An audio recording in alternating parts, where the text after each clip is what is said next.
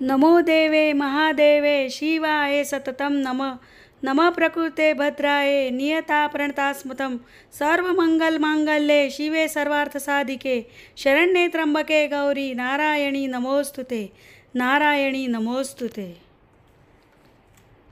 नवरात्रीत सप्तमी अष्टमी नवमी या तिथीला कुमारिका पूजन किंवा कन्यापूजन केले जाते, जे अत्यंत शुभ मानले जाते, जे धनधान्य बुद्धी ऐश्वर शांती देणारे मानले जाते। देवी मातेची आपल्यावर अखंड कृपादृष्टी राहावी म्हणून नवरात्रीमध्ये आपण तिची वेगवेगळ्या प्रकारे सेवा करतो, जसे की घटस्थापना, उपवास करणे, अखंड दिवा प्रज्वलित करणे, त्यानंतर हवन करणे, दुर्गा सप्तशती पाठ करणे वगैरे। पण या सगळ्यांशिवाय पण नवरात्रीचं एक महत्त्वाचं काम आहे, ज्याला आपण नवरात्रीचा प्राण असे पण म्हणतो, ते म्हणजे कुमारिका पूजन किंवा कन्यापूजन। कुमारिका पूजन कसे करावे, का करावे, कधी करावे आणि त्याचे महत्त्व काय, ते आपण आजच्या या व्हिडिओतून जाणून घेणार आहोत। नमस्कार, मी वैशाली स्वागत करते आजच्या आपल्या नवीन ब्लॉगमध्ये। तर कन्यापूजन आणि कुमारिका पूजन हे संपूर्ण देशामध्ये वेगवेगळ्या राज्यांमध्ये आपापल्या परीने लोक करत असतात, स्वतःच्या परंपरेनुसार करत असतात। पण कन्यापूजन का करतात, कशा रीतीने करतात, कधी करायचे, त्याचे महत्त्व काय, याविषयी आपण या व्हिडिओमध्ये जाणून घेणार आहोत। तर नवरात्रीच्या पूजनात कुमारिका पूजनाला विशेष महत्त्व आहे। त्यांना देवीचं रूप मानून त्यांची पूजा सन्मान केला जातो, त्याच्याने देवी आईचे आशीर्वाद आपल्याला मिळतात व देवी आई प्रसन्न होते। कुमारिकेच्या पूजनाने धनधान्य आयुष्य यांची वृद्धी होते, आपली प्रगती होते, घरात प्रसन्न वातावरण वाटते। कन्यापूजन आपण केव्हा करावे, तर सप्तमी अष्टमी आणि नवमीला आपण कन्यापूजन करू शकतो, कारण या तिथीला अत्यंत शुभ मानले जाते। तसे तर नवरात्रीच्या 9 दिवसात आपण प्रत्येक दिवशी हे कन्यापूजन करू शकतो, पण या ज्या 3 तिथी आहेत त्या तिथीला लोक जास्तीत जास्त कन्यापूजन करत असतात। तुम्ही विषम संख्येत जसे की 1 3 5 7 9 एवढ्या कन्या आमंत्रित करू शकतात, त्यांना आमंत्रित करावे। सोबत एक बटुक भैरव पण आमंत्रित करणे आवश्यक आहे, कारण कन्येसोबत एक बटुक भैरव पण आपण जेवू घालत असतो, त्याची पूजा करत असतो, म्हणून एक बटुक भैरव तुम्ही नक्की बोलवा।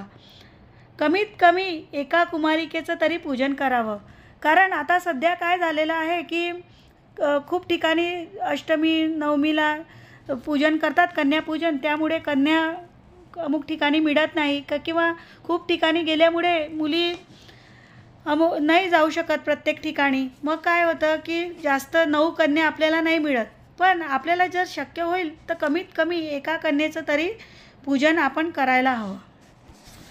आता आपण कन्यापूजनसाठी किती वयाच्या मुलींना बोलवावे हा प्रश्न सगळ्यांना पडतो, तर त्याचं उत्तर आहे की कमीत कमी 2 ते 10 वर्षाच्या मुलींना आपण कन्यापूजनसाठी बोलावू शकतो। ते का, कारण 2 वर्षाच्या मुलीला कुमारिका म्हणतात, ज्याच्याने आपली गरिबी दूर होते। 3 वर्षाच्या मुलीला त्रिमूर्ती म्हणतात, जे दुर्गा लक्ष्मी सरस्वती यांचे स्वरूप असतात। यांच्या पूजनाने आपल्याला धर्म अर्थ काम मोक्ष याची प्राप्ती होते, वंशवृद्धी होते। 4 वर्षाच्या मुलीला कल्याणी म्हणतात, सर्व प्रकारचे सुख मिळतात आपल्याला यांचं पूजन केल्याने। त्यानंतर 5 वर्षाच्या कन्येला रोहिणी म्हणतात, ज्या रोहिणीच्या पूजनाने आपल्याला सर्व रोगांचा नाश होतो। 6 वर्षाच्या मुलीला कालिका म्हणतात, कालिका मातेचे पूजन केल्यामुळे आपल्याला शत्रूंचा नाश होतो व आपल्याला सुखशांती लाभते। 7 वर्षाच्या मुलीला चंडिका म्हणतात, ज्याच्याने धनधान्य व ऐश्वर्याची प्राप्ती होते। 8 वर्षाच्या मुलीला शांभवी म्हणतात, शांभवी देवीचे पूजन केल्यामुळे सर्व आपले दुःख दूर होतात। 9 वर्षाच्या मुलीला दुर्गा म्हणतात, दुर्गा मातेचे पूजन केल्याने आपल्याला सर्व सुख मिळतात, सर्व दुःख नाहीसे होतात आणि आपल्या जीवनामध्ये आनंद येतो। 10 वर्षाच्या मुलीला सुभद्रा म्हणतात, जिच्या पूजनाने आपल्या सर्व इच्छा पूर्ण होतात. तर अशा रीतीने 2 ते 10 वर्षाच्या आतील मुली आपण बोलवल्यामुळे आपल्या सर्व मनोकामना पूर्ण होतात. का? कारण या ज्या वयोवर्षाच्या या मुली आहेत त्या मनाने निर्मळ आणि सोज्वळ असतात. तर मुली घरी आल्यानंतर आपण त्यांचं देवी रूपाने स्वागत करावं, त्यांना बसायला आसन द्यावं, त्यांचे पाणी आणि दुधाने पाय धुवावे, त्यांच्या पायावर कुंकवाने स्वस्तिक काढावं, त्यानंतर त्यांच्या कपाळावर हळद कुंकू लावावं, त्यांचं औक्षण करावं, त्यांना भोजन द्यावं, खीर, पुरी, चण्याची भाजी, म्हणजे आपल्याला जे शक्य होईल आपण तो नैवेद्य देवीला, आपल्या घरच्या देवीला नैवेद्य दाखवून मग सर्व कन्यांना आपण भोजनाला बसवू शकतो. त्यांच्यासोबत एक बटुक भैरव पण आपल्याला धरायचा आहे. त्यानंतर जेवणामध्ये आपण जे शक्य होईल ते बनवू शकतो, पण शक्यतो लोक खीर पुरी जास्तीत जास्त बनवत असतात. देवी आईला हा नैवेद्य अत्यंत प्रिय आहे, कारण सात्विक पण आहे आणि सात्विक वस्तू खाल्ल्याने लहान मुलांना काही त्रास होत नाही. त्यामुळे जेवणानंतर कुमारिकांना पानाचा विडा द्यावा, त्यानंतर त्यांना भेटवस्तू द्यावी. भेटवस्तू ही आपापल्या ऐपतप्रमाणे किंवा आपल्या कॅपॅसिटीनुसार आपण अलंकार देऊ शकतो, शालेय वस्तू उपयोगात येणाऱ्या देऊ शकतो, त्यानंतर काही त्यांचे दागिने देऊ शकतो. म्हणजे आपल्याला जे शक्य होईल ते आपण देऊ शकतो. आणि जो कुमार येणार आहे, जो बटुक भैरव येणार आहे, त्यालाही आपण भेटवस्तू द्यायची आहे.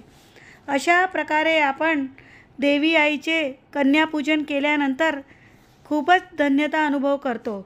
आणि आपल्या भारतात जे प्रत्येक घरात मुलींचा आदर सत्कार केला जावा, हा प्रथेमागचा हेतू आहे.